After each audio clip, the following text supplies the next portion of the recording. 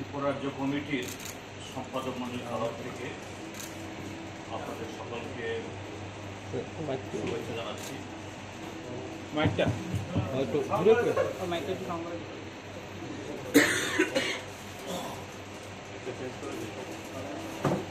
তো আজকে আপনাদেরকে আমরা এখানে আহ্বান করেছি কারণে গতকাল সন্ধ্যায় আমাদের রাজ্য সম্পাদক মণ্ডলীর সভা আমরা করেছি এবং বিগত এই কয়েক সপ্তাহ ধরে নির্বাচনের রেজাল্টের পর এই রাজ্যের যে রাজনৈতিক পরিস্থিতি তার সাথে সরকার নির্বাচন চলাকালীন সময়েতে তার আগে এবং তারপরে কতগুলি সিদ্ধান্ত তারা গ্রহণ করেছেন, যে সিদ্ধান্তগুলো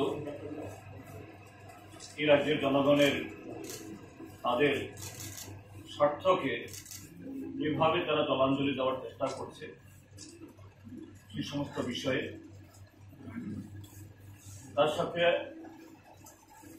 যে গত কদিন আগে আপনি দেখেছেন ত্রিপুরা বিধানসভার যে উপনির্বাচন হয়েছিল ৭ নগর কেন্দ্রে, এমনিতেই একটা প্রশাসনত্ব নির্বাচনের মধ্য দিয়ে সেই কেন্দ্রের প্রার্থী তাকে তথাকথিত জয়ী ঘোষণা করা হয়েছে, যা বিগত ৬ বছরে আরো নানা নির্বাচনে হয়েছে, গত পৌর নির্বাচন সহ।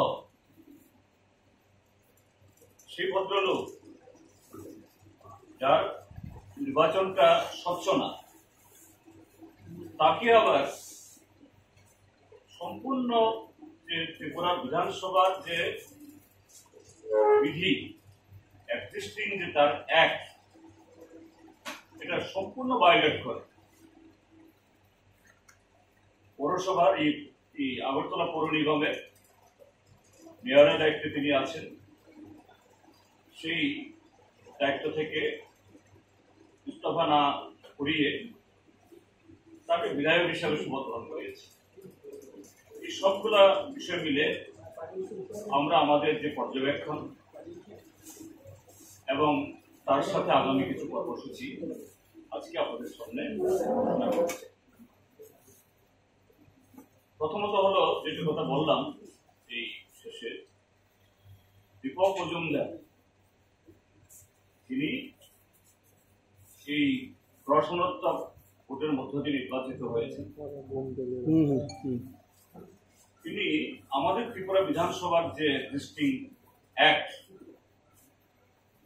সেখানে কেউ যদি বিধানসভা নির্বাচিত হন তার আগে অন্য কোনো সাংবিধানিক প্রতিষ্ঠানে যদি তিনি নির্বাচিত থাকেন, কোন পদ আবৃত্ত করেন, তা থেকে অপসারণ এই কি বলে পদত্যাগ করতে হবে, এটা করেন।